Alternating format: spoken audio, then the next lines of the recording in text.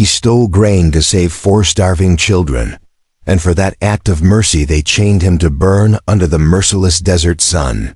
But fate wasn't finished with Maska's story. Not when Lucy May, the girl whose life he'd once saved with his own blood, was riding hard across the wasteland to repay a debt that had haunted her dreams for 3 long years. The chains had been heating in the sun for 2 days now, the iron links searing through Maska's buckskin shirt and into the flesh beneath. Each breath sent waves of agony through his chest as the metal expanded and contracted with the desert's brutal rhythm of scorching days and bitter nights. He'd stopped struggling against the restraints hours ago, conserving what little strength remained in his body for the moment when death would finally claim him, though that moment seemed as distant as the mountains shimmering in the heat beyond Copper Ridge. The metal links had been specially forged by the town blacksmith, a man named Burke who'd taken particular pleasure in crafting instruments of torture for Sheriff Crowder's increasingly creative punishments. Before we jump back in, tell us where you're tuning in from, and if this story touches you, make sure you're subscribed, because tomorrow I've saved something extra special for you. Each link was thicker than a man's thumb, designed not just to hold, but to conduct and amplify the desert's killing heat until the prisoner's own restraints became the primary instrument of his destruction. The town of Deadwood Flats spread below him like a festering wound in the earth, its ramshackle buildings and muddy streets, a testament to the kind of prosperity that came from crushing everything decent beneath boot heels and greed. Sheriff Josiah Crowder had chosen this particular outcropping of red rock for Maska's execution, not just for its visibility to the entire valley, but for the way the stone absorbed and reflected heat, turning the natural formation into an oven that would slowly cook a man alive while the townspeople went about their daily business of pretending they didn't hear the screaming. The ridge commanded a view of every approach to Deadwood Flats, making it impossible for anyone to enter or leave the settlement without being observed by whoever controlled this strategic high ground.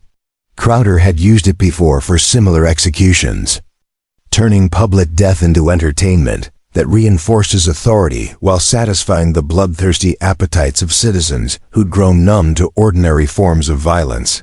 But Maska hadn't screamed, not once in the 48 hours since they dragged him up here and secured the chains around his wrists, waist, and ankles. The Modoc way was to face death with dignity, to show these white settlers that their cruelty could break his body, but never his spirit. His grandfather had taught him that silence in the face of injustice was sometimes the loudest protest of all, that a man's character was measured not by how he lived in comfort, but how he died when all hope was stripped away. The old man had spoken of warriors who'd faced Spanish conquistadors, Mexican soldiers, and American cavalry with the same stoic resolve, meeting torture and death, as if they were old friends rather than enemies to be feared. Pain is temporary, his grandfather had said during the long winter nights when stories passed from one generation to the next like sacred flames. But the manner of your dying will echo through time, teaching your children's children what it means to be truly alive. The 4 children he'd saved were probably dead by now anyway, their small bodies given up to starvation in whatever hole they'd crawled into after he'd been arrested. Tommy Bridger, barely 6 years old, with ribs showing through skin like parchment, stretched over a framework of brittle bones. The boy's father had died in the silver mine, collapsed 2 winters past, crushed beneath tons of rock when the company decided that safety measures cost too much money to implement. His mother had lasted another year before consumption took her, leaving Tommy to survive on scraps and charity that grew scarcer with each passing season. Maria Gonzalez, 8, whose parents had also perished in that same mine disaster, had been living in the ruins of their collapsed house on the Mexican side of town, where even the desperately poor looked down on those who had nothing left to lose. The Nakamura twins, Kenji and Akira, 10-year-old boys whose father had been beaten to death for the crime of being Japanese in a town that saw anything foreign as a threat to be eliminated, had tried to maintain their family's small garden plot. even as neighbors stole their vegetables and vandalized their tools out of pure racial hatred. 3 days ago, Maska had watched those children digging through garbage behind Milliken's general store, their hollow eyes and distended bellies, telling the story of weeks without proper food. The store owner had chased them away with a broom handle, cursing them as thieves and vagrants who brought down property values just by existing. The other townspeople had walked past as if the children were invisible, their Christian consciences apparently satisfied by the knowledge that charity belonged in church on Sundays, not in the dirty streets where real suffering demanded real action. Maska had seen this pattern repeated in every frontier settlement he'd visited during his years of trading and hunting.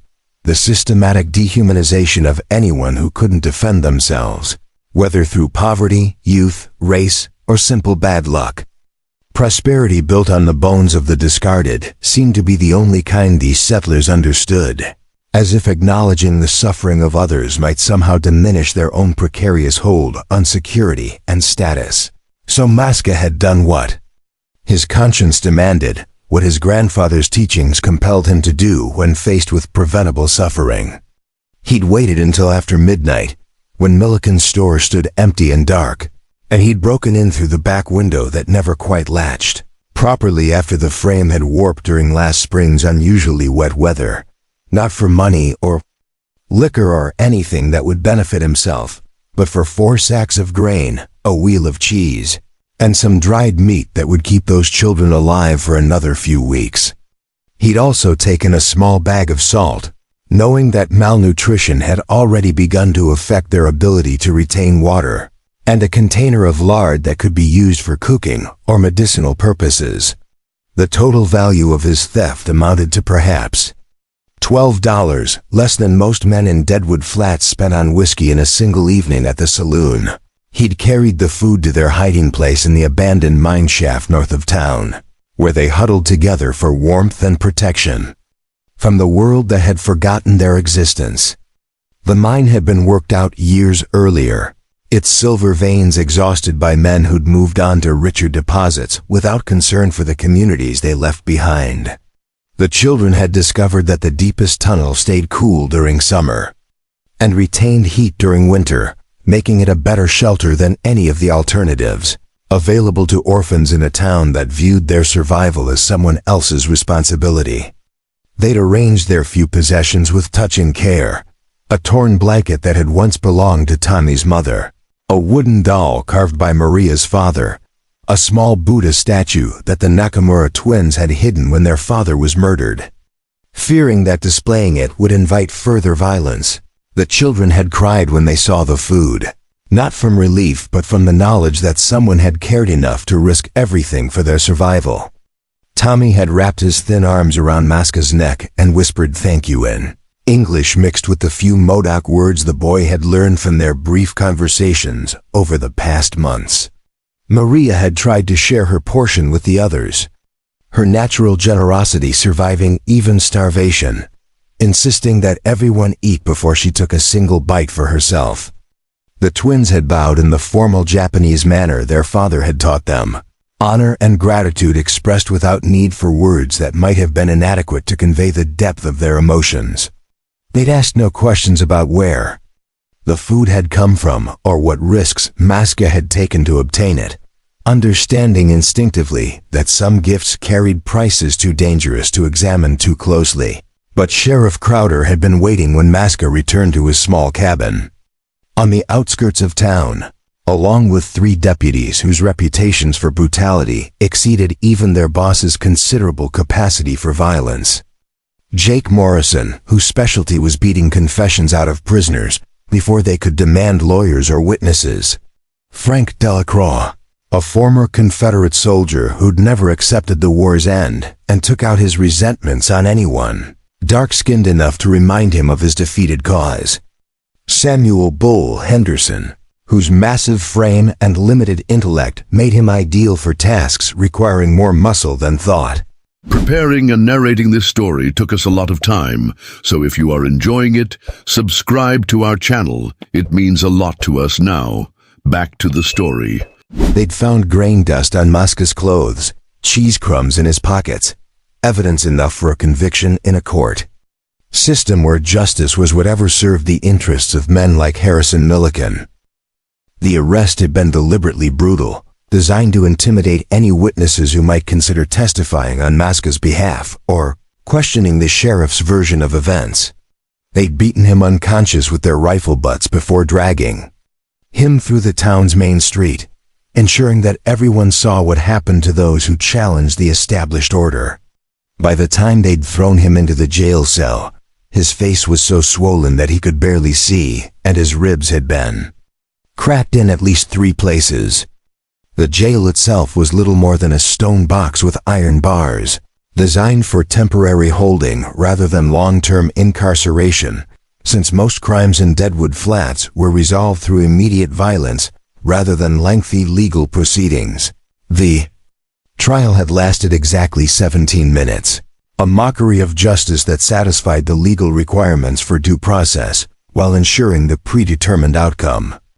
Judge Theodore Hackett, whose gambling debts to Milliken were common knowledge throughout the territory, had pronounced Maska guilty of theft, burglary, and conspiracy to incite unrest among the undesirable population. The conspiracy charge was particularly creative, based on the theory that feeding starving children constituted an act of rebellion against the natural order that kept undesirable elements properly subjugated. Hackett had explained his reasoning with the pompous verbosity of a man trying to make cowardice sound like wisdom, arguing that charity without proper oversight encouraged dependency and undermined the work ethic that made America great. The sentence was death by exposure, chained to the burning rocks above town where his dying would serve as a lesson to anyone else who might consider placing human compassion above property rights. Now the sun climbed toward its merciless zenith. Once again, the third such ascent since they'd left him here to die slowly. Maska's lips had cracked and split days ago, his tongue swollen so large he could barely swallow what little saliva his body still produced. The skin on his face and hands had burned, peeled, and burned again, leaving raw patches that attracted flies during the day and provided no protection against the bitter cold that descended each night when the desert gave up its heat to the star-filled sky. His wrists had been rubbed raw by the iron shackles, the constant friction having worn through skin and muscle until white bone showed through the wounds. The pain had evolved from sharp agony into something deeper and more comprehensive, a total system failure that left him floating in and out of consciousness like a man drowning in waves of suffering. His vision had begun to blur around the edges, reality wavering like heat shimmer as his brain tried to conserve what little water remained in his body. Hallucinations came and went with increasing frequency, memories mixing with dreams and desperate fantasies until he could no longer distinguish between past and present, between what was real and what his dying mind constructed to ease the passage from life to death. Sometimes he saw his grandfather sitting cross-legged beside him, speaking in the old language about the warrior's path and the price of living with honor in a world ruled by men without souls. Sometimes he saw his mother, dead these 15 years, braiding sweetgrass and singing the songs she'd taught him as a child when the world still held the possibility of peace between peoples. But mostly he saw Lucy May Hayes, 11 years, old and bleeding in the dirt behind the saloon where 3 drunken cowboys had cornered her on her way home from school. The memory remained crystal clear despite everything else fading into confusion, as if his mind had decided that this particular moment was too important to lose to the fog of approaching death. He'd been passing through town that day 3 years ago, trading beaver pelts for supplies at the general store, when he'd heard her screaming from the alley behind Murphy's saloon. The sound had cut through the afternoon bustle of commerce and conversation like a knife through silk, the pure terror in her voice making it impossible to ignore or rationalize as someone else's problem. The men had been too drunken too confident to notice his approach until his knife was already cutting through the first one's gun belt and his fist was breaking the second one's nose. The fight had been brief but vicious, ending with one cowboy unconscious in a pool of his own blood, one limping away with a dislocated shoulder and a promise to kill Maska if he ever saw him again, and one pointing a rifle at the Modoc's chest, while screaming about uppity Indians who didn't know their place. The third man had been the most dangerous, sober enough to shoot straight, but angry enough to ignore the consequences of murdering someone in broad daylight with witnesses nearby. Lucy May had stepped between them then, her small body shaking, but her voice steady as she told the man that Maska had saved her life, and anyone who wanted to hurt him would have to go through her first. Her dress had been torn during the attack, her face bruised where one of the men had struck her, but she'd stood there like a young queen defending her champion, daring the gunman to shoot a child in front of half the town. The cowboy had hesitated, perhaps recognizing that killing an 11-year-old girl would bring consequences even in a place as lawless as Deadwood Flats, or perhaps seeing something in her eyes that reminded him of his own daughter back in whatever civilized place he'd fled to escape his past mistakes. He'd lowered his rifle eventually, spat in the dirt, and promised Maska that their business wasn't finished before walking away with the swagger of a man trying to convince himself he'd chosen discretion over cowardice. The unconscious cowboy had been dragged away by his friends, and the street had returned to its normal rhythm of commerce and casual brutality as if nothing had happened. But something had changed in that moment, a connection forged between the Modoc warrior and the settler girl that transcended the racial and cultural barriers that divided their peoples.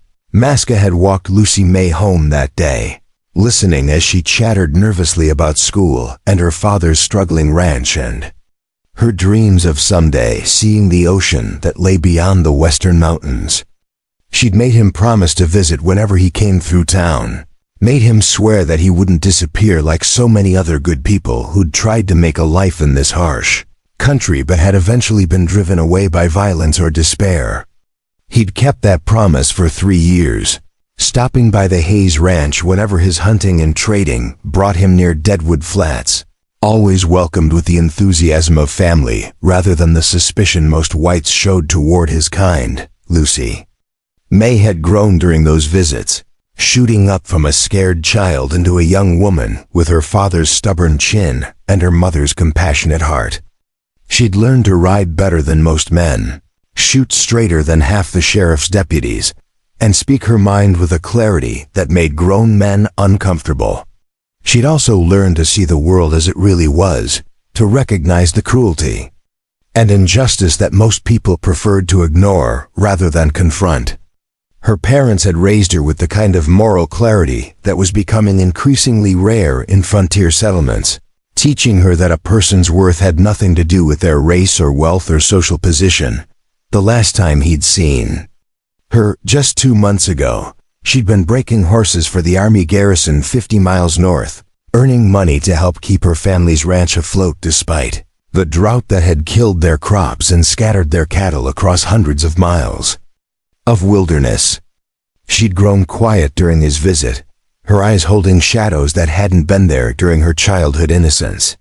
When he'd asked what was troubling her, she'd spoken of the changes she'd seen in Deadwood Flats, the way decent people were being driven out or intimidated into silence while men like Crowder and Milliken consolidated their power through systematic corruption and violence.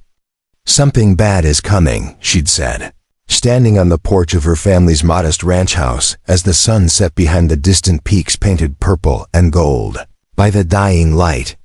"I can feel it in the way people won't meet your eyes anymore. The way they whisper and look over their shoulders when they think nobody's watching. This town is dying from the inside, rotting like a piece of meat left too long in the sun, and when it finally collapses, a lot of innocent people are going to be crushed beneath the wreckage."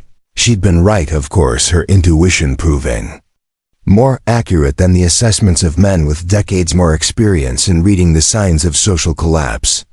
The corruption had spread like gangrene through Deadwood Flats, infecting every institution and relationship until nothing remained but the raw exercise of power by those strong enough to take what they wanted and cruel enough to destroy anyone who stood in their way. Maska's crime hadn't really been theft. It had been the demonstration that another way of living was possible, that compassion could exist even in a place that had seemingly abandoned every decent human impulse. Now as the sun reached its peak and the chains burned hotter than forged metal against his skin, Maska closed his eyes and tried to prepare for the death that would surely come before another night fell. He'd lived with honor, died for others, rather than himself, and left the world slightly better than he'd found it, by ensuring that 4 children would survive at least a few more weeks. By the standards of his people, that was enough to call a life well lived, a warrior's death that would be remembered in the stories told around winter fires, when his bones had long since returned to the earth.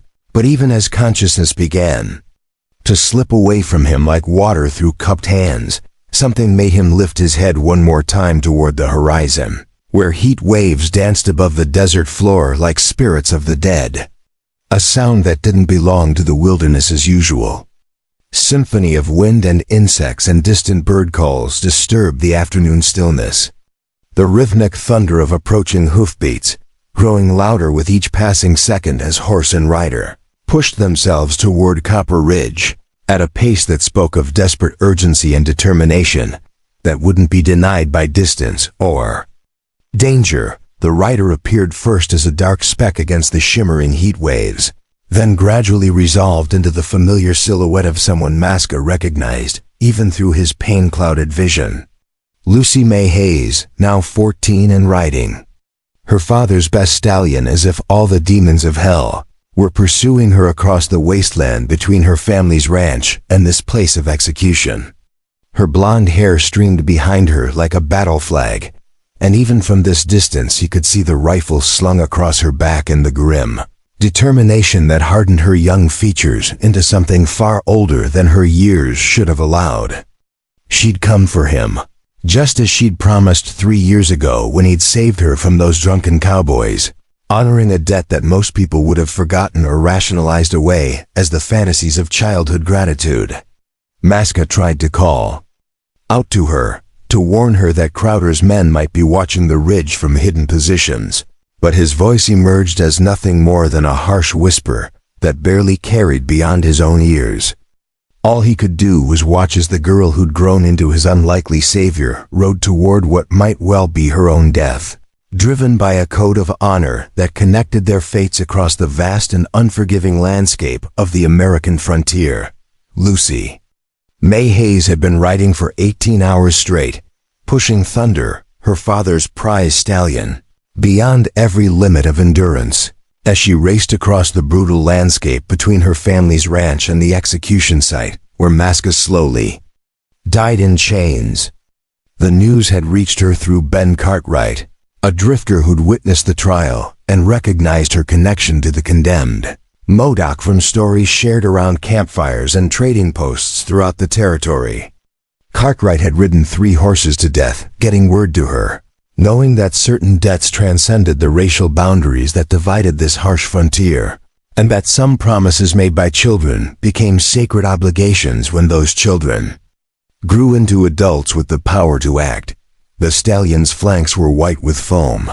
His breathing labored as they climbed the final approach to Copper Ridge, but Lucy May drove him forward with the relentless determination of someone who understood that arriving 5 minutes too late would haunt her for the rest of her life.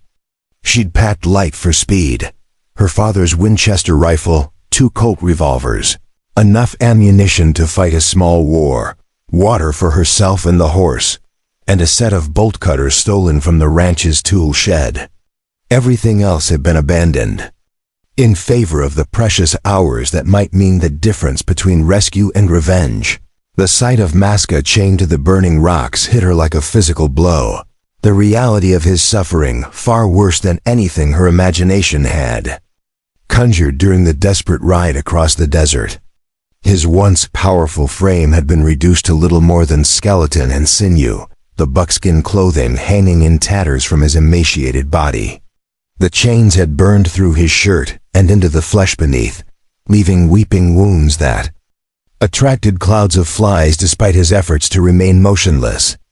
Most shocking of all were his eyes, still alert and aware despite everything Crowder's cruelty had done to break his spirit. "Hold on," she whispered, dismounting and pulling the bolt cutters from her saddlebags while scanning the surrounding. "Rocks for signs of guards or watchers. I'm going to get you out of here, but we need to move fast once these chains are cut. Can you ride?" Maska tried to speak but only managed a harsh croak, his throat too damaged by dehydration and exposure to form words. He nodded instead, summoning reserves of strength she wasn't sure his tortured body still possessed. Lucy May positioned the bolt cutters around the first chain link, grateful that her years of ranch work had given her the muscle necessary to operate the heavy tool. The first chain snapped with a metallic crack that seemed to echo across the entire valley, and Lucy May froze, listening for sounds of approaching riders or shouts of alarm from the town below. When nothing came except the whisper of wind through the rocks, she moved to the next restraint, working with methodical efficiency, while keeping one eye on the horizon. Each severed link brought Maska closer to freedom, but also increased the danger of discovery as their window of opportunity narrowed with every passing minute. "There," she said as the final chain fell away from his ankles, catching him as he slumped forward, his legs unable to support his weight after days of immobility. "Easy now, let me help you to the horse." Maska's skin was burning hot to the touch, fever radiating from his body in waves that spoke of infection setting in around his wounds. She'd seen men die from lesser injuries when proper care wasn't available, and they had a long journey ahead. Through country where medical attention was scarcer than water in a drought year, getting him onto Thunder's back required all her strength and most of his remaining willpower, the process complicated by his inability to grip the saddle horn. With hands that had been rubbed raw by the iron shackles, Lucy May mounted behind him, wrapping one arm around his waist to keep him upright while managing the reins with her free hand. It wasn't an ideal arrangement for the kind of hard riding they'd need to do, but it was the best option available. Given his condition and the urgency of their situation, they barely cleared the ridge when the first shouts erupted from Deadwood Flats below, someone having finally noticed the empty chains and scattered metal links that marked Maska's liberation. Lucy May kicked Thunder into a gallop, feeling the stallion's powerful muscles bunch and release beneath them as they plunged down the far side of Copper Ridge toward the maze of canyons and arroyos that offered their only hope of escape. Behind them, she could hear the thunder of pursuit beginning as Sheriff Crowder and his deputies mounted up for a chase that would test everyone's endurance and determination.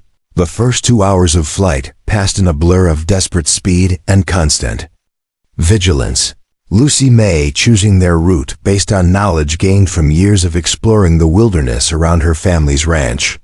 She led them through narrow defiles where 3 riders couldn't travel abreast, across stream beds that would mask their tracks, and over rocky ground that would slow pursuit while offering multiple escape routes if they found themselves cornered.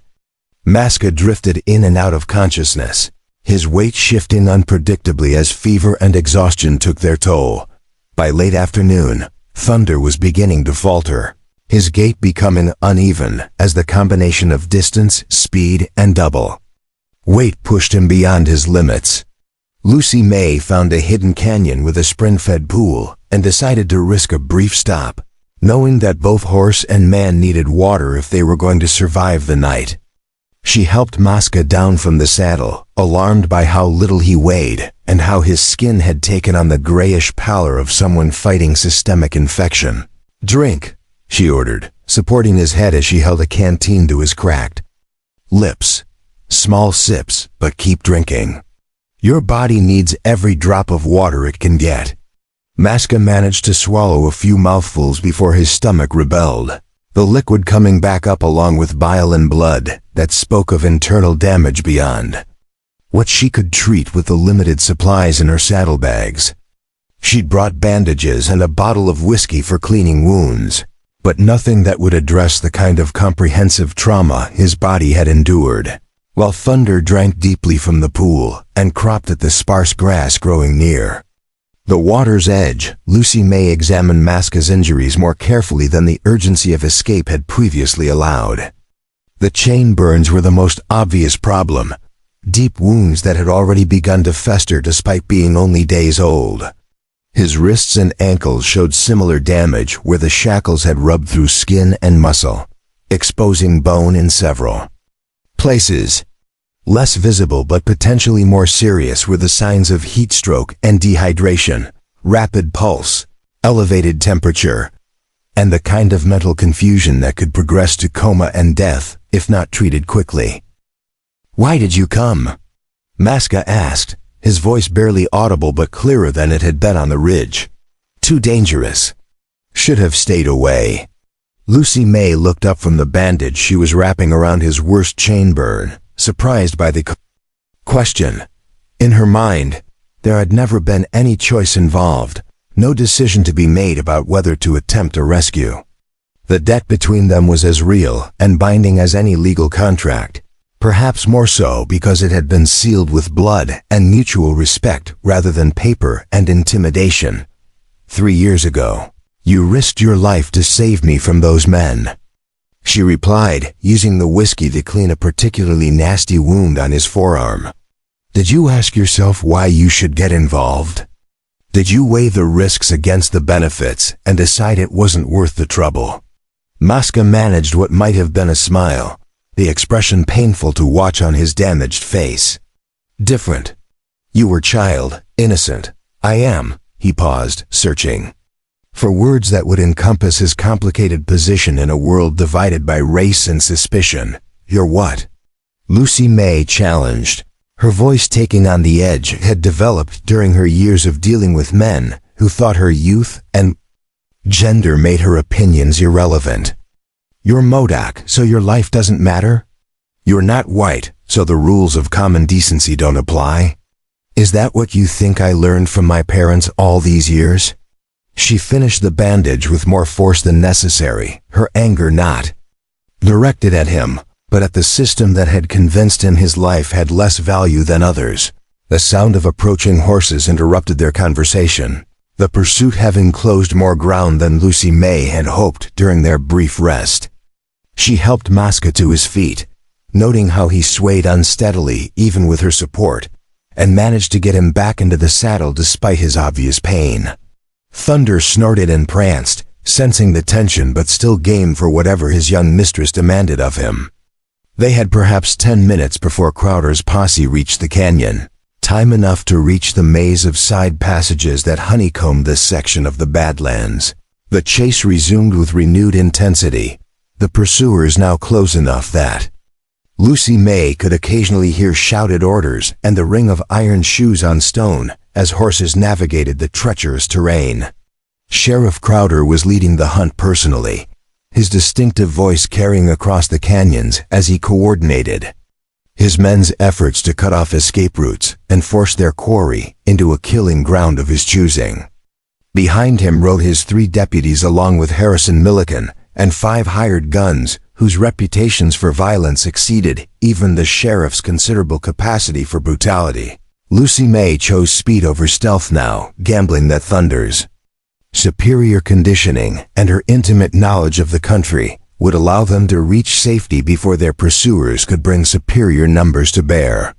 They raced through passages barely wide enough for a horse and rider, leaped across chasms that would have challenged a mountain goat, and climbed rock faces where a single misstep would have meant death for all 3 of them.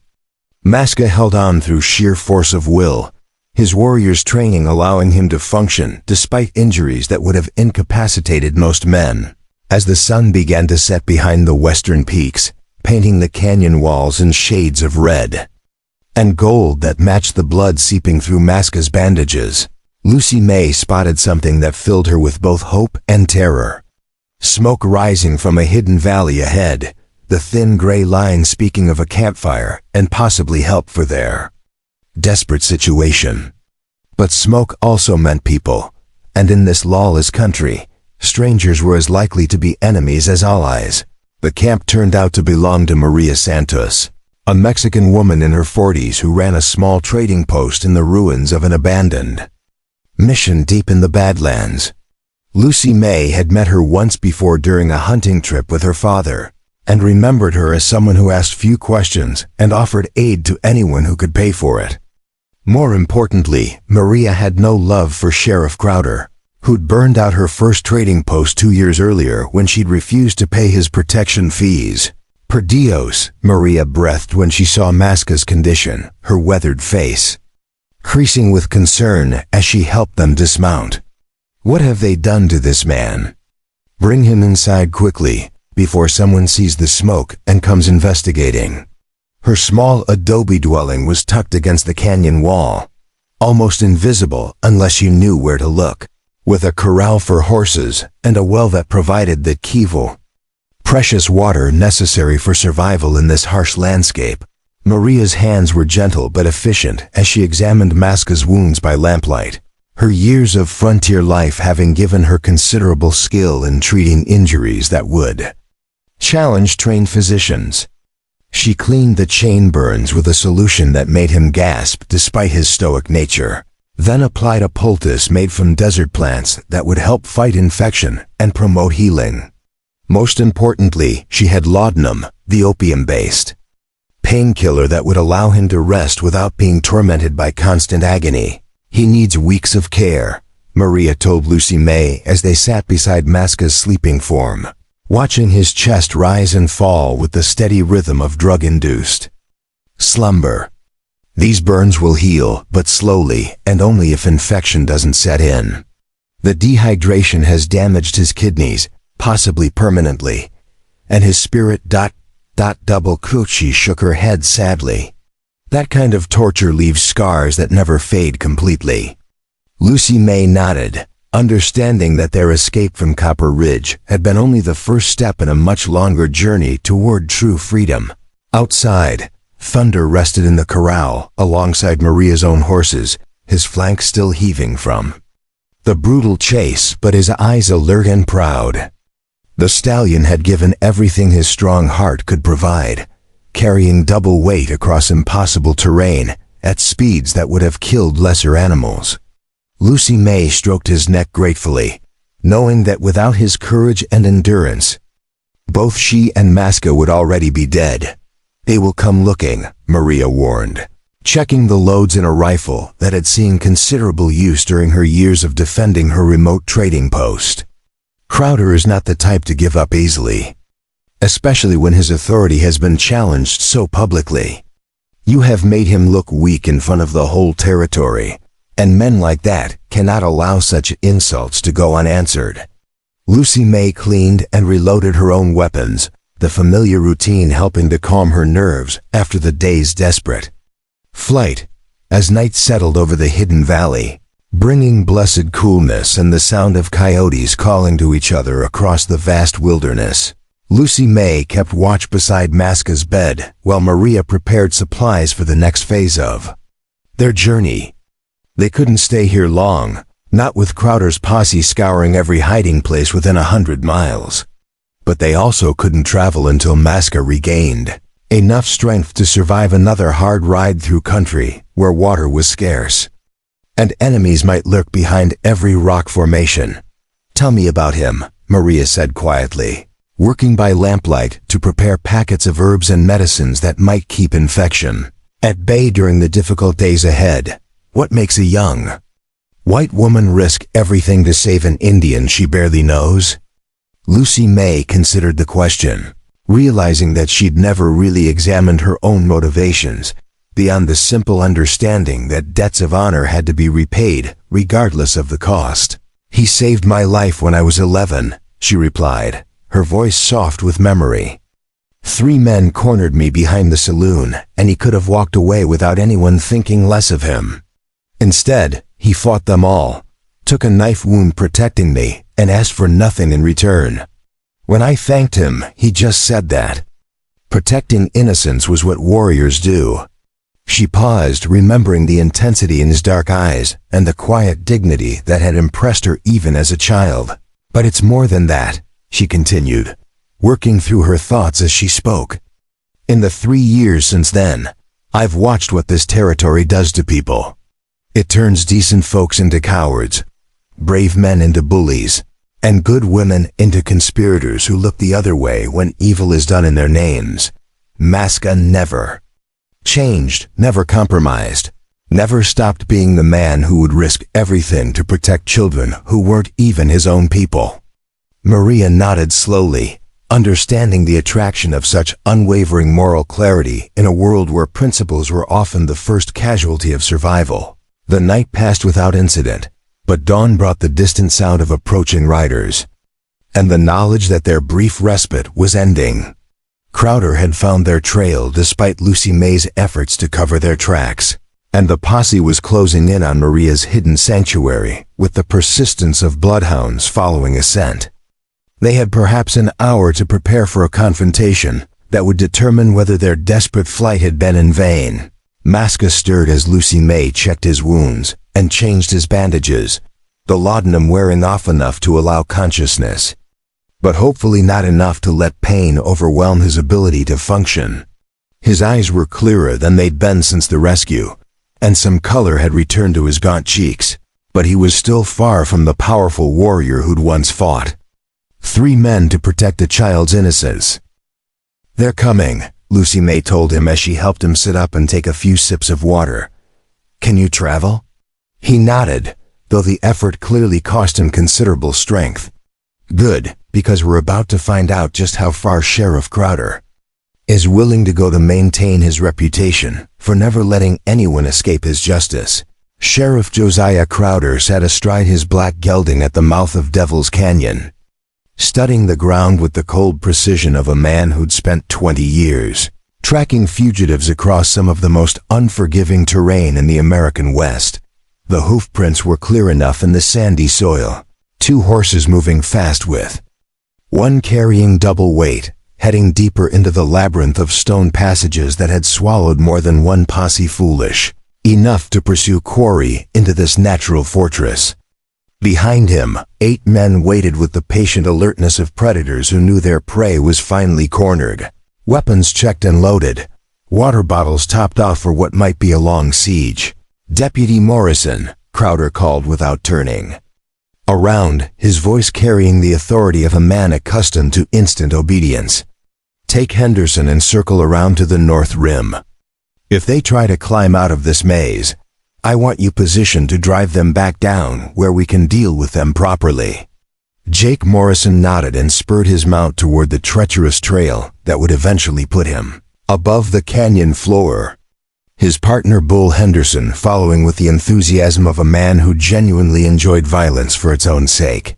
The remaining members of the posse represented the worst elements of Deadwood Flat society, men who'd attached themselves to Crowder's authority because it gave them license to indulge their darkest impulses, while hiding behind badges and legal technicalities.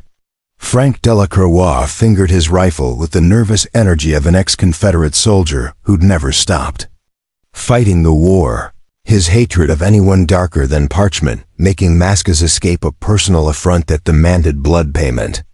Samuel Pike, the town's former hangman before they'd switched to more creative execution methods, brought professional expertise in the art of inflicting maximum suffering before death finally claimed its victim.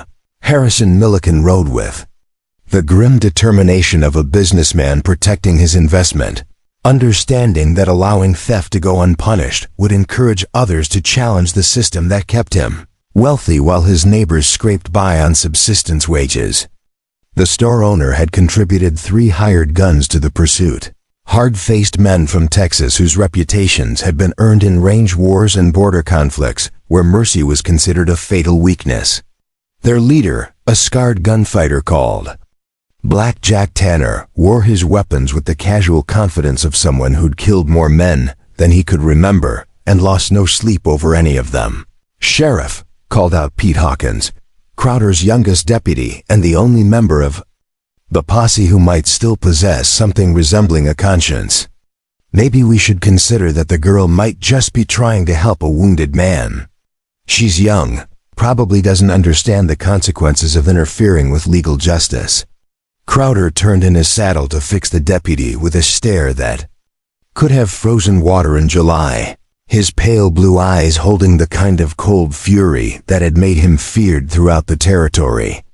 "Deputy Hawkins," the sheriff said in a voice soft with menace, "that girl committed a felony when she freed a condemned prisoner, and she'll hang for it just like any other criminal who thinks they can make their own laws in my jurisdiction. As for the Indian, he was supposed to die slow and painful as an example to others who might consider stealing from decent white folks. Since he's apparently too stupid to stay dead when he's told to, we'll just have to be more thorough this time." The casual way he discussed murder made even the hardened gunmen shift uncomfortably in their saddles. The posse moved deeper into Devil's Canyon, following tracks that were becoming increasingly difficult to read as the fugitives chose rocky ground that revealed little sign of their passage. Crowder relied on his knowledge of the terrain and his understanding of human nature to predict where desperate people might go when they had limited options and enemies closing in from all directions. There were only 3 ways out of this maze of stone: the narrow passage they'd used to enter, a treacherous climb up the north wall that would be impossible for someone in Masca's condition, or the hidden valley where Maria Santos ran her illegal trading post. The sheriff had known about Maria's operation for years, but had tolerated it because she occasionally provided information about fugitives and outlaws who passed through her remote sanctuary. Now that tolerance was about to end, along with any notion that harboring escaped prisoners would be treated as anything less than a capital offense. Crowder had no intention of taking prisoners today. The situation had moved beyond legal niceties into the realm of summary justice where his word was law and his gun was the final arbiter of right and wrong. Meanwhile, 3 miles deeper in the canyon system, Lucy May helped Masca onto Thunder's back while Maria secured supplies to her own mount, a tough little Mustang Mare bred for endurance rather than speed.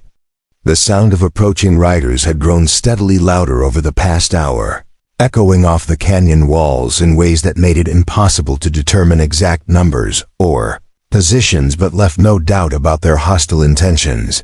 The time for hiding was over. Now survival depended on mobility, knowledge of the terrain, and the kind of desperate courage that came from having no alternatives left. "There's an old mine shaft about 5 miles northeast of here," Maria said, checking the loads in her rifle one final time before mounting up. "It connects to a whole network of tunnels that the Apache used during their wars with the cavalry. If we can reach it before they corner us in the open, we might have a chance to lose them underground." Lucy May nodded, though she wondered whether Masca had the strength for another grueling ride through country where a single wrong turn could mean death for all of them. They rode out of the hidden valley just as the first shots rang out behind them. Crowder's advance scouts having finally located Maria's trading post and announced their presence with the kind of gunfire that was intended more to intimidate than to kill. The posse wanted their quarry alive if possible, at least long enough to provide entertainment during what promised to be a prolonged and creative execution. Dead fugitives made poor examples, while living ones could be made to scream loud enough to be heard throughout the territory. The chase that followed tested every skill Lucy May had learned during her years of exploring the wilderness around her family's ranch, as well as reserves of determination she hadn't known she possessed. Thunder carried his double burden with the heart of a champion, his powerful stride eating up ground despite the treacherous footing and constant threat of ambush from the rocks above. Behind them, Masca clung to consciousness through sheer force of will, his warrior's training allowing him to function despite pain that would have left most men sobbing for mercy. Maria proved to be a revelation as a guide and ally, her knowledge of the Badlands' secret passages and hidden water sources making the difference between escape and capture as they navigated terrain that would have challenged a mountain goat. The Mexican woman had spent years learning every cave, every game trail, every place where a person could hide or find the resources necessary for survival in this harsh landscape. More importantly, She possessed the kind of cool judgment under pressure that kept them moving when panic might have led to fatal mistakes. The pursuit grew more organized as the morning progressed, Crowder's tactical experience evident in the way he positioned his men to cut off escape routes while maintaining pressure on the fleeing trio. Morrison and Henderson had reached the North Rim as ordered, their presence making it impossible to climb out of the canyon system without exposing themselves to rifle fire from above. Delacroix and Pike covered the main passage back toward Deadwood Flats, ensuring that retreat was not an option, even if they'd been inclined to surrender. The hired guns spread out to prevent flanking maneuvers, their professional competence making them far more dangerous than ordinary desperados driven by greed or bloodlust. By noon, the temperature in the canyon had risen to levels that threatened both horses and riders with heat exhaustion, the sun turning the stone walls into reflective ovens that trapped and magnified the desert's killing power. Water became more precious than ammunition as both pursuers and pursued rationed their supplies against the possibility of a siege lasting days rather than hours. Thunder's breathing had become labored despite his magnificent conditioning, while Maria's Mustang showed the strain of carrying full saddlebags through terrain that challenged even unloaded animals. It was during this brutal midday heat that they encountered the first of many obstacles that would test their resolve and resourcefulness. A rockslide had blocked the passage Maria had intended to use, tons of stone having fallen sometime during the previous winter to create a barrier that would require hours to circumvent. The detour would take them through a narrow defile known as Widow's Gap, where a single rifleman could hold off an army, but where there was no escape if that army managed to get men positioned on both ends of the passage. "It's a trap," Nazca said, his voice hoarse but his tactical instincts still sharp despite his injuries. "Crowder knows this country as well as we do. He'll have men waiting at the far end while others push us from behind. We'll be caught in a crossfire with nowhere to run." Lucy May studied the alternatives, none of which offered much hope for three people on exhausted horses, facing a determined posse with superior numbers and firepower. Maria pointed toward a barely visible game trail that climbed the eastern wall of the canyon, a path so narrow and treacherous that only the most desperate would attempt it. "The old Apache Trail," she said. "It leads to a series of caves where we might be able to make a stand, or at least find water and shelter until they give up the chase. The climb would be dangerous under the best circumstances, potentially fatal for someone in Nazca's weakened condition, but it offered their only chance of avoiding the trap that Crowder was methodically closing around them. They began the ascent as the first members of the posse appeared in the canyon below, Black Jack Tanner's harsh voice echoing off the stone walls as he coordinated the final phase of the hunt. The hired gunman had spread his men in a semicircle that would prevent escape while allowing them to concentrate their fire on any target foolish enough to show itself. From their elevated position, Lucy May could see the professional competence with which the killers went about their work, checking angles of fire and establishing overlapping fields of coverage that would make movement across the canyon floor a form of suicide. The climb took 2 hours that felt like 2 days, each step a calculated risk that could have ended with a fatal fall onto the rocks hundreds of feet below. Thunder struggled with the narrow ledges and loose footing, his iron shoes striking sparks from stone as he fought for purchase on surfaces never intended to support a horse's weight. More than once, Lucy May had to dismount and lead him around obstacles that would have challenged a professional mountain climber, while Nazca held on with the grim determination of a man who understood that falling meant not just his own death, but the failure of everyone who'd risked everything to save him. Maria's Mustang proved better suited to the treacherous ascent, her smaller size and mountain-bred agility allowing her to navigate ledges that gave Thunder considerable difficulty. The woman herself showed no fear of the deadly drop, moving with the confidence of someone who'd spent years traveling paths that existed more in her memory than on any map. She carried a coiled rope that proved invaluable for the worst sections, creating handholds and safety lines that made the difference between progress and disaster. By late afternoon, they'd reached the cave system Maria had described, a network of natural chambers carved from the rock by centuries of wind and water erosion. The caves offered shelter from the sun's brutal heat and protection from rifle fire, but they also represented a potential trap if Crowder's men managed to seal the entrances and lay siege until thirst and starvation forced surrender. The fugitives had perhaps an hour to rest and tend their wounds before the next phase of their ordeal began. Inside the largest cave, Lucy May helped Maska down from Thunder's back and was alarmed by how much weight he'd lost during the day's desperate flight.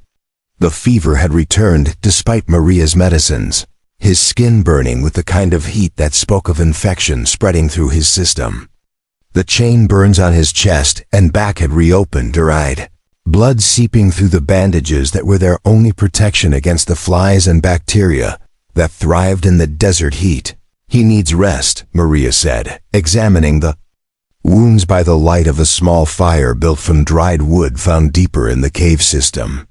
Real rest, not the kind of forced inactivity we can manage while running for our lives. These burns are infected despite everything we've done, and the fever is getting worse. If we don't get him to a real doctor soon, he's going to die regardless of whether Crowder catches us. Lucy May felt her heart sink at the confirmation of what she'd already suspected, but hoped wasn't true. Outside the cave, the sound of men and horses climbing the treacherous trail grew steadily louder as Crowder's posse followed their tracks up the eastern wall of the canyon. The sheriff had divided his forces, sending half his men up the trail while the others remained below to prevent escape in that direction.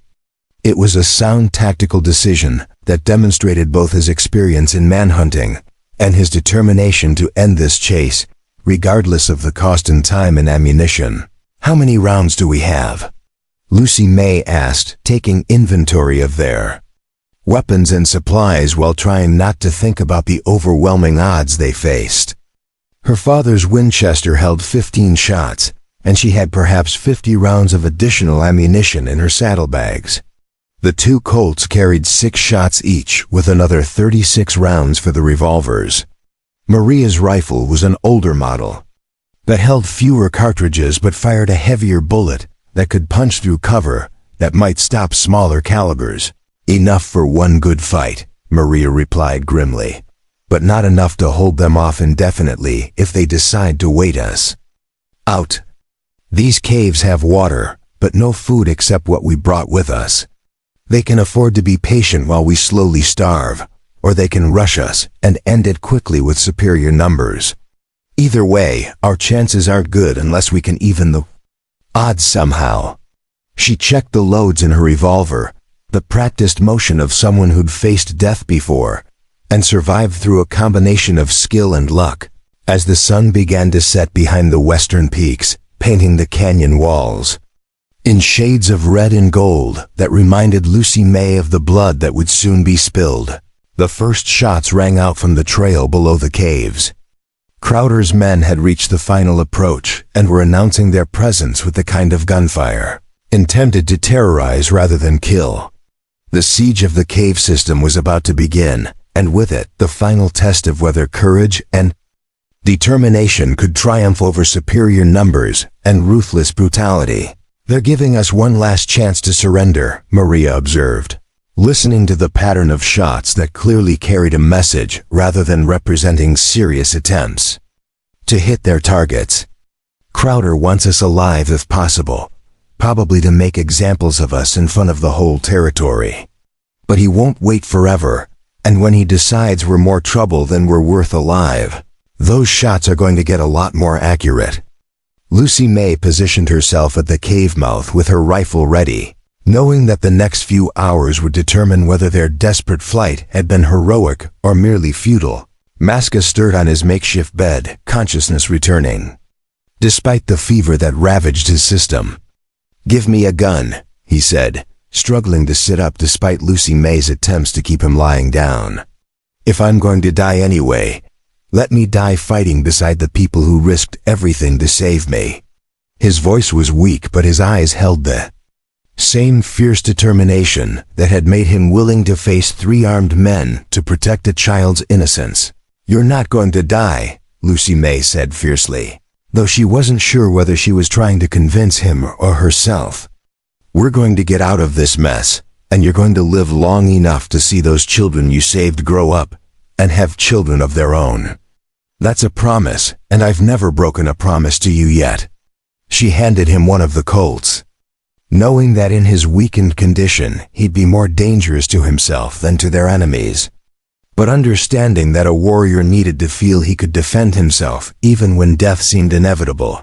The sound of approaching footsteps on stone announced that the final confrontation was about to begin, and with it the resolution of a conflict that had started with 4 starving children and a Modoc warrior's refusal to let them die while he had the power to save them. The first figure to emerge from the darkness outside the cave wasn't Sheriff Crowder or any of his deputies, but a weathered Apache warrior whose silent approach had gone undetected even by Maria's experienced ears. Nalnish moved like smoke through the shadows, his moccasined feet finding purchase on stone ledges that would have challenged a mountain cat, carrying a rifle that looked older than the territory itself, but had clearly been maintained with the reverence reserved for weapons that had saved their owner's life more times than could be counted. Behind him came 3 more Apaches, each moving with the fluid grace of men who had learned to survive in country that killed the careless and unwary. Lucy May's rifle swung toward the newcomers before Maria's urgent whisper stopped her from firing what might have been the fatal shot that doomed them all. "Wait," the Mexican woman hissed, recognizing something in the Apache leader's posture that spoke of alliance rather than hostility. "Nalnish, is it you? What brings the ghost of the Chiricahuas to these forgotten caves?" The Apache warrior stepped into the firelight, revealing features carved by decades of warfare and hardship into something that resembled weathered granite more than human flesh. "Word travels fast in the desert," Nalnish replied in English, heavily accented but perfectly clear, his dark eyes studying the small group with the intensity of a predator evaluating potential threats or allies. "Stories are told around fires about a Modoc who fed starving children and was chained to burn for his kindness.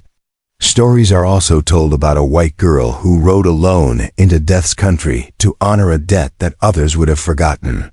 He gestured toward Masca, who had struggled to a sitting position despite his weakness, the Colt in his hand held with the proper respect to a loaded weapon. The Apache's presence transformed the tactical situation from hopeless to merely desperate, adding 4 experienced fighters to their small force, while bringing knowledge of the cave system that even Maria lacked. Nalnish had used these chambers during the Apache Wars, turning them into fortress positions that had held off entire cavalry companies through combinations of clever positioning and intimate knowledge of the terrain. More importantly, he brought news from the outside world that changed everything about their understanding of Crowder's motivations and the scope of the forces arrayed against them. "The sheriff's posse is only part of the problem," Nalnish explained as his warriors took positions at the cave mouth, their movements coordinated with the precision of men who had fought together for years. "Federal marshals are riding toward Deadwood Flats with warrants for Crowder's arrest. Seems someone has been sending evidence of his crimes to officials in the territorial capital, and they've finally decided to act. Your escape has forced him into a corner where surrender means prison and victory means war with the federal government." Lucy May felt her heart skip as she realized the implications of this revelation. Maria Santos cursed in Spanish, her weathered face creasing with concern as she absorbed the news. That explains why he brought so many men, why he's willing to risk everything on this chase. He's not just hunting escaped prisoners anymore, he's fighting for his life and freedom. Men in that position become more dangerous than wounded grizzly bears, willing to do anything to survive another day. She checked her rifle's action, the mechanical precision of the movement, betraying nerves stretched tight as piano wire. The sound of boots on stone announced the arrival of Crowder's advance scouts, their voices echoing off the canyon walls. As they reported back to their commander about the cave system's layout and defensive potential, Black Jack Tanner's harsh drawl carried clearly through the evening air as he deployed his men in positions designed to prevent escape while minimizing their exposure to return fire. The hired gunman had clearly faced similar situations before, his tactical decisions revealing the kind of professional competence that made him far more dangerous than ordinary desperados. "Sheriff," called out Deputy Hawkins from somewhere in the gathering darkness, his young voice carrying uncertainty that his superior would undoubtedly view as weakness. "Maybe we should wait for daylight before attempting an assault. These caves could hide a dozen men, and we'd be attacking blind in terrain that favors the defenders." Crowder's response was immediate and vicious, the kind of verbal abuse designed to cow subordinates into unquestioning obedience regardless of the tactical situation. "Deputy Hawkins, if you don't have the stomach for real police work, you can turn in your badge when we get back to town. Assuming you live long enough to make it back to town." The sheriff's voice carried the cold fury of a man whose authority had been challenged beyond his ability to tolerate, transforming what should have been a simple manhunt into a deeply personal crusade that would only end with the complete destruction of everyone who had dared to oppose him inside the cave. Nalnish deployed his warriors with the economy of movement that came from years of guerrilla warfare against superior forces. 2 Apaches took position at the main entrance, using natural rock formations as cover while maintaining clear fields of fire down the approach trail. The 3rd warrior disappeared deeper into the cave system, seeking alternative exits or defensive positions that might prove crucial if the main entrance was overrun.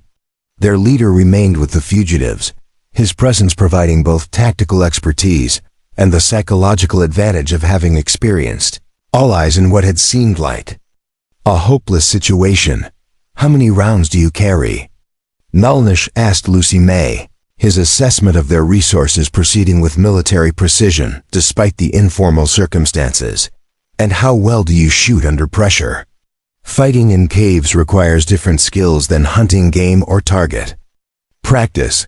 Every shot must count, because wasted ammunition means death for everyone who depends on you.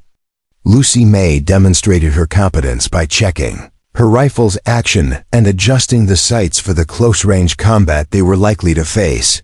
Maska attempted to contribute to the defensive preparations, despite his weakened condition, his warrior's instincts overriding the fever that threatened to steal his consciousness at critical moments.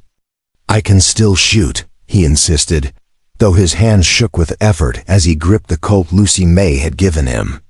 "These caves have seen Apache blood spilled defending them. It would be fitting if Modoc blood joined it in fighting the same enemies our peoples have always faced." Nalnish nodded with something approaching respect, recognizing a fellow warrior's refusal to yield to circumstances beyond his control. The tactical situation grew increasingly complex as Crowder's men established positions around the cave system, their movements revealing a siege strategy designed to starve out the defenders rather than risk heavy casualties in direct assault. Harrison Milliken's hired guns spread out along the canyon rim, positioning themselves to prevent escape attempts while maintaining supporting fire for any frontal attack. Deputy Morrison and Bull Henderson covered the lower approaches, their shotguns particularly effective in the close confines where mobility was limited and cover scarce. "They're settling in for a long wait," Maria observed, studying the pattern of enemy movements through gaps in the cave mouth's rock formations. "Crowder knows we can't stay here indefinitely without supplies, and he's got enough men to maintain shifts around the clock. Unless help comes from outside, we're just postponing the inevitable while our water and ammunition run low." The Mexican woman's assessment was grimly accurate, forcing everyone to confront the mathematics of siege warfare, where superior numbers eventually prevailed over defensive advantages. That was when Nalnish revealed the existence of the tunnel system that connected their cave to others throughout the canyon. Ancient passages carved by water and expanded by generations of Apache warriors, who had used them to move unseen through country controlled by their enemies. The old ones knew this land before white men brought their wars and their greed, he explained, gesturing toward a barely visible opening at the rear of the cave that seemed too narrow for human passage. These tunnels go everywhere, connecting water sources and lookout points and places where a small band could hide from large armies. The tunnel proved wider than it appeared from the main cave, though still narrow enough that progress required single file and careful attention to avoid loose rocks that might betray their movement to listening enemies above. Lucy May helped support Masca through the most difficult passages, his determination overcoming physical limitations that would have stopped most men in his condition. Behind them, Maria brought up the rear with her rifle ready, prepared to hold off pursuit if their movement was discovered before they reached more defensible positions. The underground journey revealed wonders that had remained hidden from white settlers, who saw only empty desert where Apache eyes found abundant resources and strategic opportunities. Natural chambers large enough to shelter entire bands, underground streams that provided water even during the worst droughts, and ventilation shafts that allowed fires without revealing smoke to surface observers. Nalnish moved through these passages with the confidence of someone revisiting familiar territory. His knowledge accumulated during years of warfare when such places meant the difference between survival and extinction. After what felt like hours of crawling through narrow passages and climbing over underground obstacles, they emerged in a larger cave system nearly a mile from their starting point, positioned high on the canyon's north wall, where observation was possible without exposure to enemy fire. From this vantage point, the full scope of Crowder's deployment became visible, revealing tactical weaknesses that had been invisible from their original position. The sheriff had positioned his men to contain escape from the first cave system, but he hadn't anticipated the possibility of underground movement to alternative positions. There, Nalnish pointed toward a cluster of rocks where 3 figures crouched with rifles, clearly expecting any escape attempt to come from the obvious routes rather than through Apache tunnels that most white men didn't know existed.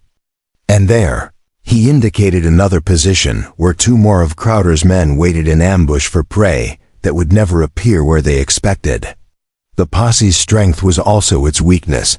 Men spread so widely that mutual support would be difficult if they came under attack from unexpected directions. Lucy May studied the tactical situation with growing understanding of the possibilities that Nalnish's arrival had created. Instead of being trapped in a hopeless defensive position, they now had the mobility to choose when and where to engage their enemies, using superior knowledge of the terrain to offset Crowder's advantages in numbers and firepower. "You're suggesting we take the fight to them instead of waiting to be overwhelmed," she said, the idea both terrifying and exhilarating in its audacious simplicity. "The Apache way," Nalnish confirmed, his weathered features creasing in what might have been a smile. "Strike fast, strike hard, then disappear before the enemy can respond. Make them afraid of shadows, uncertain about every rock that might hide a rifle, every sound that might herald death. Fear is a weapon more powerful than bullets when properly employed." His warriors nodded their agreement, their dark eyes holding the kind of cold determination that had made them legendary throughout the Southwest. Maria Santos had remained silent during this exchange, but now she spoke with the authority of someone who had survived decades in country where the weak perished and only the cunning endured. "If we're going to do this, we need to do it right. Half measures will just get us all killed while achieving nothing. These men came here to murder us. We should return the favor with interest." Her words carried the weight of hard experience and harder choices made in the service of survival. The plan that emerged from their council of war was both simple and sophisticated, relying on Apache mobility and knowledge of the terrain to turn Crowder's numerical advantage into a liability, while Nalnish's warriors created diversions and Eliminated sentries, Lucy May and Maria would position themselves to provide covering fire during the confusion that followed. Masca, despite his weakened condition, insisted on participating by maintaining watch over their escape routes and ready to provide support if the attack went wrong. As night deepened over the canyon and the temperature dropped from scorching to merely uncomfortable, the small band of unlikely allies prepared for a battle that would determine not just their own survival, but the future of everyone in Deadwood Flats who had suffered under Crowder's corrupt authority. The sheriff's crimes had finally caught up with him, but he still had enough firepower to take many innocent people with him into whatever hell awaited. Men who had spent their lives inflicting suffering on others. The attack began with the pavot, kind of Apache stealth that had terrorized cavalry officers throughout the Indian Wars. Nalnish's warriors moving like ghosts through positions that Crowder's men had thought were secure. The first sentry died without making a sound, his throat cut so quickly that he barely had time to register surprise before darkness claimed him. The second managed a brief cry of alarm before a thrown knife ended his warning, though the damage was already done as the entire posse snapped to alertness. What followed was 20 minutes of the most intense combat Lucy May had ever witnessed, let alone participated in, as Apache tactics met frontier brutality in a contest where mercy was a luxury none of the participants could afford. Muzzle flashes lit the canyon walls like lightning, the crack of rifles and boom of shotguns echoing off stone surfaces until the very air seemed to vibrate with violence. Through it all, Nalnish and his warriors moved like deadly phantoms, appearing just long enough to deliver killing shots before vanishing into shadows that seemed to swallow them completely. When the gunfire finally stopped and silence returned to the canyon, 7 of Crowder's men lay dead among the rocks, including Harrison Milliken and 2 of his hired killers. The survivors had scattered into the darkness, their cohesion shattered by an attack they had never anticipated from enemies they hadn't known existed. But Sheriff Josiah Crowder was still alive, still dangerous, and still possessed of enough hatred to make their victory incomplete until the final reckoning came. Sheriff Josiah Crowder crouched behind a boulder the size of a freight wagon, his black coat torn by thorns and his face streaked with blood from a graze that had come within inches of ending his 20-year reign of terror over Deadwood Flats. The Apache attack had shattered his posse like glass, leaving him with only 3 survivors: Deputy Pete Hawkins, who was wounded and probably dying from a bullet through his lung; Frank Delacroix, whose Confederate hatred had curdled into something approaching madness after watching his companions cut down by invisible enemies; and Blackjack Tanner, the last of Milliken's hired guns and the only man present whose reputation for violence matched Crowder's own capacity for cruelty. The sheriff's carefully planned siege had become a nightmare of reversed roles, with him now being the hunted prey in country where every shadow might conceal death. The federal marshals Nalnish had mentioned were still 2 days away, but their approach had transformed this personal vendetta into something far more desperate than simple law enforcement. Crowder knew that surrender meant a trial in the territorial capital, where evidence of his crimes would be presented to judges who couldn't be bought or intimidated. The charges would include murder, extortion, corruption of public office, and conspiracy to deprive citizens of their constitutional rights under color of law. Even if he somehow avoided the hangman's noose, he would spend whatever remained of his life in federal prison, stripped of the power and authority that had defined his existence for 2 decades. "Sheriff," wheezed Deputy Hawkins from where he lay propped against a rock, pink froth on his lips, indicating that the Apache bullet had punctured something vital in his chest. "Maybe we should think about giving up. Those federal boys might be willing to make a deal if we cooperate. Tell them what they want to know about the corruption network throughout the territory." Crowder's response was immediate and vicious, the back of his hand splitting the young man's lip and sending him sprawling despite his wounds. "The only deal I'm interested in making involves sending that Indian and his friends to hell where they belong." Crowder snarled, checking the loads in his revolver with the mechanical precision of someone who had killed more men than he could. Remember, 20 years I've kept order in this godforsaken territory, and I'm not about to let some half-breed savage and a stupid girl destroy everything I've built. We finish this tonight, or we don't leave this canyon alive. The sheriff's eyes held the kind of madness that came from absolute power confronted with absolute defeat. Frank Delacreux nodded his agreement, his ex-Confederate mind viewing the situation through the lens of racial warfare that had defined his worldview since childhood. Should have wiped out every Indian in the territory when we had the chance, he muttered, working the lever of his rifle to chamber a fresh round. Now they're teaming up with race traders and Mexican witches to overthrow the natural order that God established when he made white men to rule over inferior breeds. His hatred had fermented over years of defeats and disappointments into something that bordered on religious fanaticism. Black Jack Tanner remained silent, his professional killer's instincts evaluating their tactical situation with the cold objectivity that had kept him alive through dozens of range wars and border conflicts.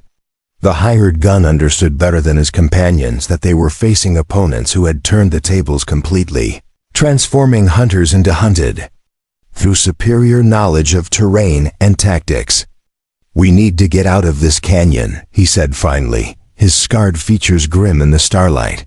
"Every minute we stay here gives them more chances to pick us off like targets in a shooting gallery." But Crowder refused to consider retreat. His mind fixated on the destruction of everyone who had dared to challenge his authority. The sheriff had spent years building a reputation for never letting anyone escape his justice, and that reputation was the foundation of the fear that kept Deadwood Flats under his control. If word spread that a Modoc warrior and a teenage girl had outfought his carefully assembled posse, every criminal and malcontent in the territory would see it as proof that Josiah Crowder could be beaten. His power would evaporate like morning dew, leaving him vulnerable to the vengeance of everyone he had wronged during his brutal career. Meanwhile, in the cave system high above the canyon floor, Lucy May tended to Maska's wounds while Nalnish and his warriors prepared for the final phase of their campaign against the corrupt sheriff and his remaining allies. The Apache leader had lost one of his men during the night attack, a young warrior named Cochise who had died as he lived, fighting against the white authorities who had driven his people from their ancestral lands. The death weighed heavily on Nalnish, who understood that every Apache life lost was irreplaceable in their struggle for survival as a people. "He needs real medical attention," Lucy May said, examining the infected chain burns that covered Maska's chest and back like a map of suffering drawn in flesh and blood. "These wounds are getting worse despite everything we've done, and the fever is burning through his system like wildfire. If we don't get him to a doctor soon, all our fighting will have been for nothing." Her voice carried the frustration of someone who had risked everything to save a friend, only to watch him slowly dying from damage inflicted before the rescue began. Maria Santos had been thinking along similar lines, her years of frontier experience having taught her to recognize the signs of systemic infection that could kill even the strongest men if left untreated. "There's a doctor in Silver Creek, about 30 miles northeast of here," she said, studying a hand-drawn map that showed the locations of settlements, water sources, and safe houses throughout the region. Dr. Elizabeth Morrison, a woman physician who came west after her husband died in the war. She doesn't ask questions about how people got hurt, and she's helped more than one fugitive disappear after treating their wounds. The plan that emerged from their discussion required splitting their small force at the worst possible time, with Maria and one of Nalnish's warriors escorting Maska to Silver Creek while Lucy May remained to help finish the fight against Crowder's surviving men. It was a dangerous gamble that reduced their combat strength, just when the sheriff was most desperate and therefore most dangerous. But Maska's deteriorating condition left them no choice. Every hour they delayed medical treatment reduced his chances of survival, regardless of whether they won or lost the larger conflict. Nalnish listened to their debate with the patience of a man who had faced similar life-and-death decisions countless times during his years of warfare against superior forces. "The wounded warrior must be saved," he said finally, his weathered features grave in the firelight. "But the war must also be won, or his suffering will have served no purpose. We divide our strength because we must, and we trust in our skills and the righteousness of our cause to see us through whatever comes next." His words carried the weight of ancient wisdom earned through generations of struggle against overwhelming odds. As dawn approached, painting the eastern sky in shades of pink and gold that seemed to mock the violence of the previous night, the small band of allies prepared for what they all understood might be their final battle. Crowder's desperation would make him more dangerous than ever, willing to take risks that a rational man would never consider. The sheriff's remaining companions were equally desperate, facing death or imprisonment if captured by the federal authorities, who were already riding toward the territory with warrants and evidence of widespread corruption. The separation occurred just as the sun cleared the eastern peaks, Maria and the Apache warrior called Geronimo helping Masca onto her sturdy Mustang for the dangerous ride to Silver Creek. The Modoc's condition had worsened during the night, his fever climbing to levels that left him barely conscious and unable to sit upright without support. Lucy May watched them disappear into the maze of canyons and arroyos that would hide their passage, fighting back tears as she wondered if she would ever see her friend alive again. "Now we finish what they started," Nalnish said, his dark eyes reflecting the kind of cold determination that had made the Apache the most feared warriors in the Southwest. "Crowder and his men are cornered animals now, which makes them more dangerous but also more predictable. They will try to break out of the canyon system, probably heading toward Deadwood Flats where they hope to rally more supporters. We must stop them before they can escape, or this evil will spread throughout the territory like poison in a water supply." The final hunt began with the methodical precision of experienced warriors who understood that haste led to mistakes, and mistakes led to death. Lucy May found herself moving through terrain that would have challenged a mountain goat, following Apache guides who seemed to glide over obstacles that left her gasping and struggling. Her respect for Nalnish and his surviving warriors grew with every mile, as she witnessed firsthand the skills that had allowed them to survive decades of warfare against vastly superior forces. They found Crowder's trail easily enough, the sheriff's desperation evident in the careless way his small party had moved through country where stealth meant survival. Broken branches, scuffed rocks, and boot prints in sandy soil told the story of men who had abandoned caution in favor of speed, gambling that distance would protect them better than concealment. It was the kind of mistake that professional trackers dreamed of, turning an otherwise difficult pursuit into something approaching a certainty. The terrain gradually opened as they descended from the high canyon country toward the rolling hills that surrounded Deadwood Flats, offering more opportunities for long-range shooting, but also providing more escape routes for desperate men who knew the country. Lucy May adjusted her rifle sights for the longer ranges they might encounter, while Nalnish deployed his 2 remaining warriors in a flanking pattern designed to prevent Crowder's escape, regardless of which direction he chose to run. They caught up with their quarry in a natural amphitheater formed by eroded sandstone walls, where a seasonal stream provided the water necessary for both men and horses to survive in the desert heat. Crowder had made the tactical error of stopping to rest during the hottest part of the day, perhaps believing that the Apache attack had been a one-time event rather than the beginning of a sustained campaign. His 3 companions lay sprawled in whatever shade they could find, their exhaustion evident in the way they had positioned themselves, without regard for defensive fields of fire. Deputy Hawkins was clearly dying, his breathing labored, and his skin taking on the grayish pallor that spoke of blood loss and organ failure. The young man had made the mistake of choosing loyalty to a corrupt superior over adherence to the law he had sworn to uphold, and now he was paying the ultimate price for that decision.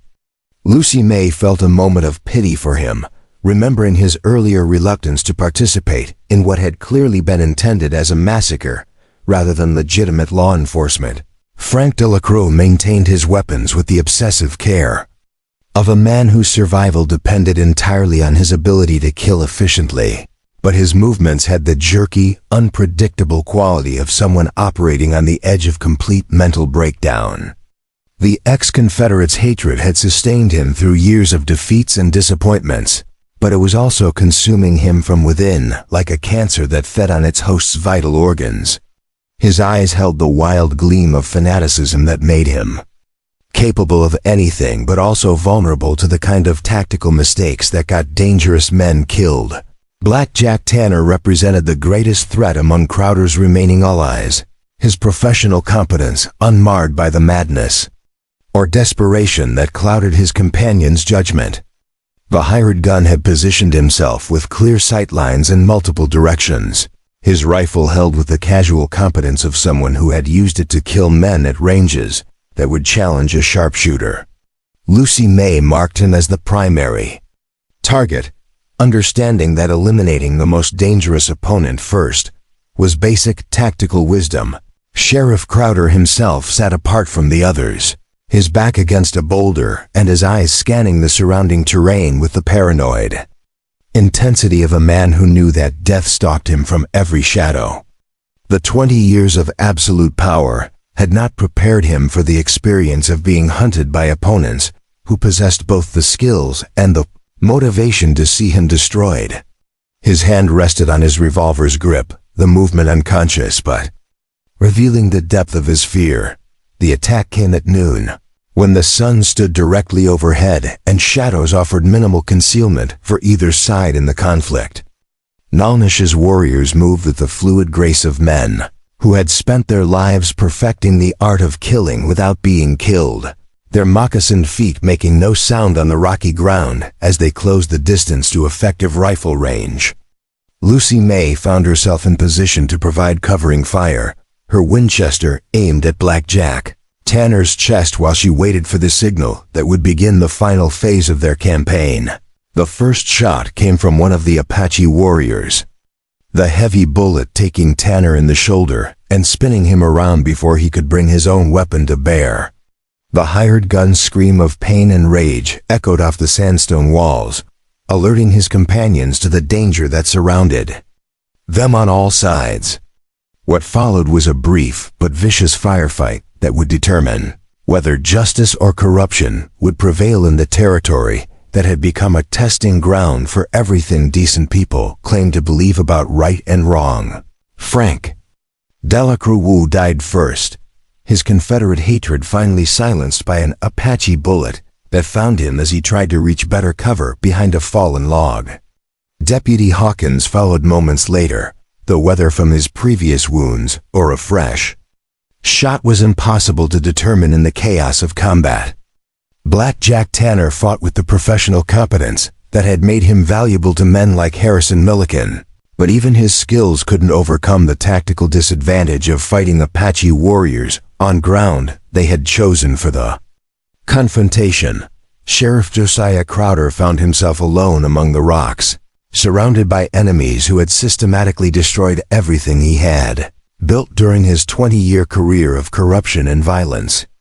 His revolver held 6 shots, enough to take some of his tormentors with him, but nowhere near sufficient to fight his way clear of the trap they had constructed around him.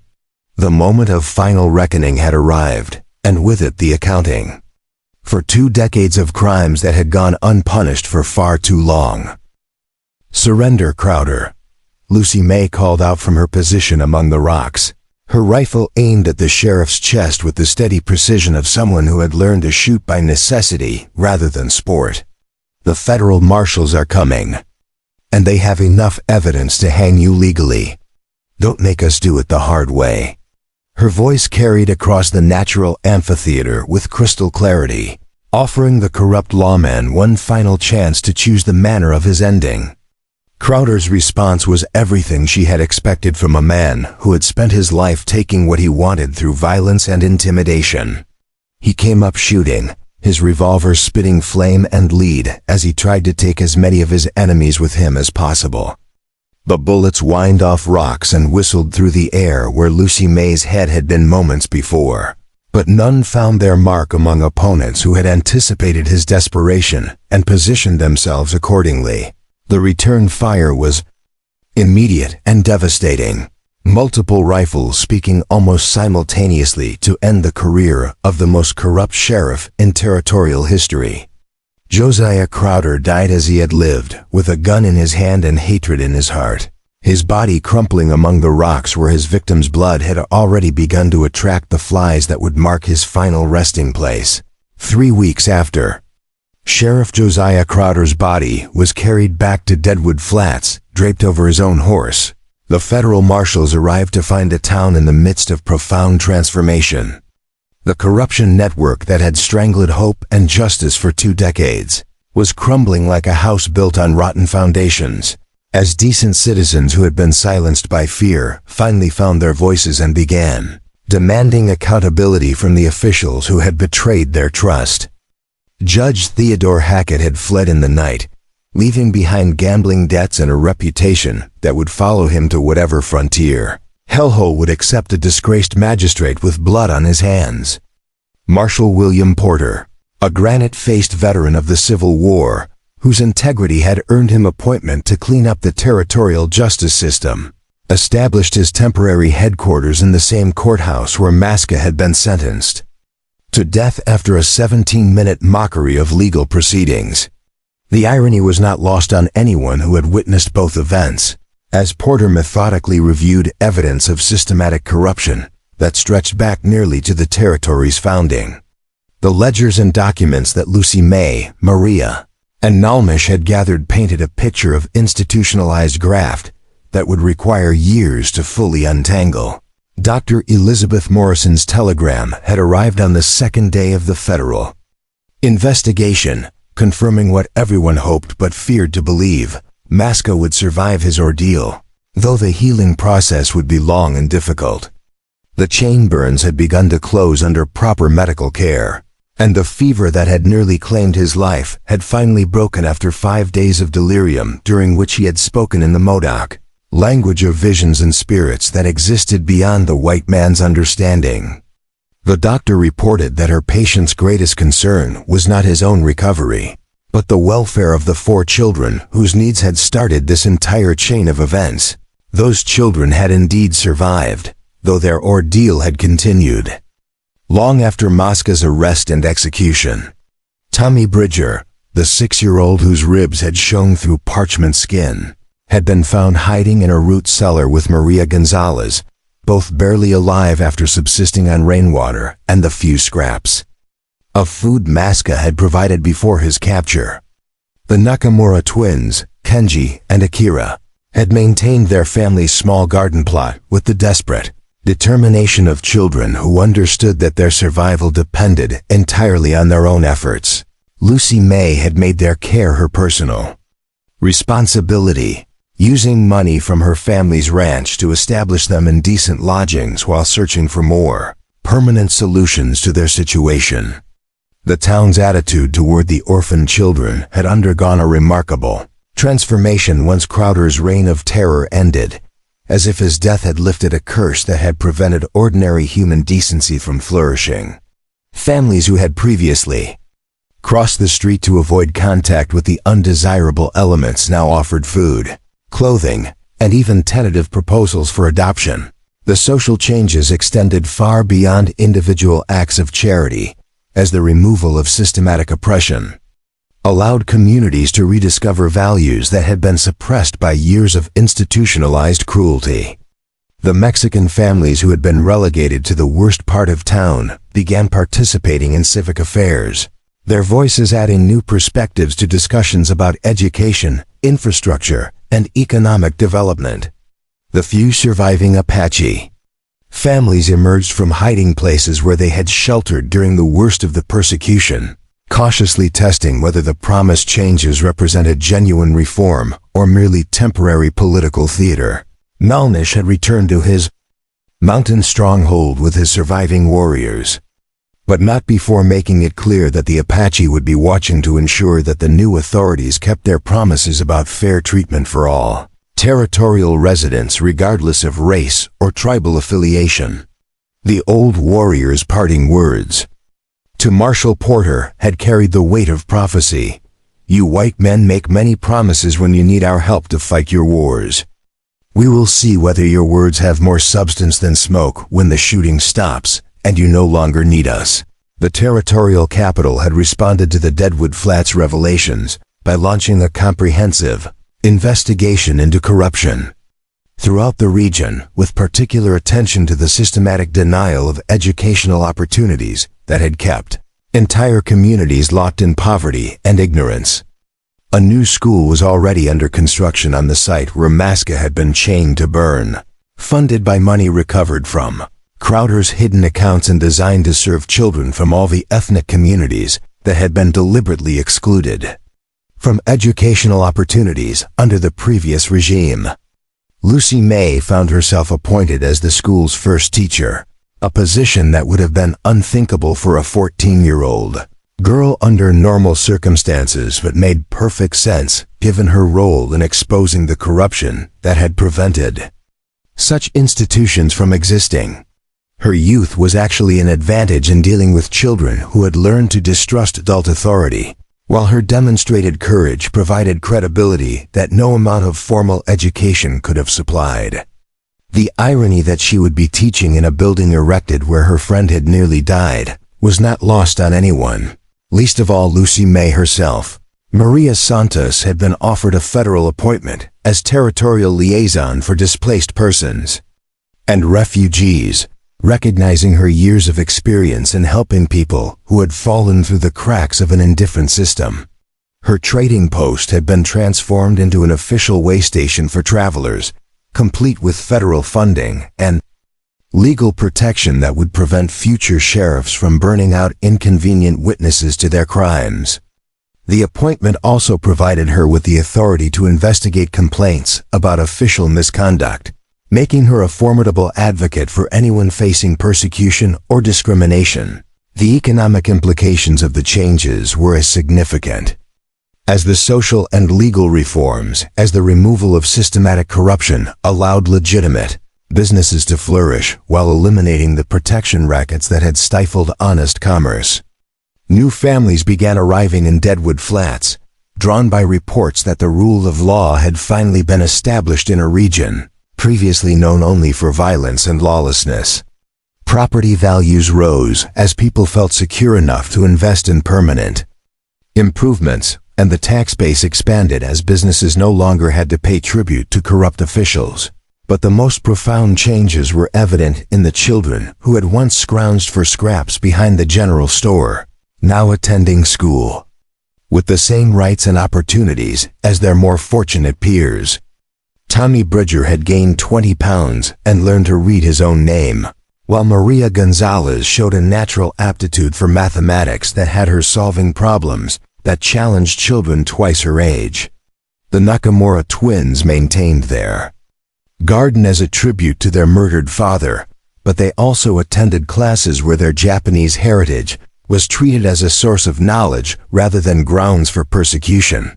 On a warm September morning, exactly 6 months after his rescue from the burning chains, Masca rode slowly into Deadwood Flats on a gentle mare provided by Dr. Morrison for the journey home. His recovery had been remarkable by any medical standard, though the scars would remain for the rest of his life as permanent reminders of what civilized men could do to each other when power was divorced from conscience. The children saw him first, their delighted screams bringing half the town running to witness the return of the man whose sacrifice had catalyzed their community's transformation. Lucy May met him at the edge of town, her own transformation evident in the teacher's dress and confident bearing that had replaced the desperate girl who had ridden alone into the desert to honor a debt of friendship. "Welcome home," she said. Simply, the words carrying layers of meaning that encompassed not just his personal survival, but the broader victory they had achieved against forces that had seemed insurmountable.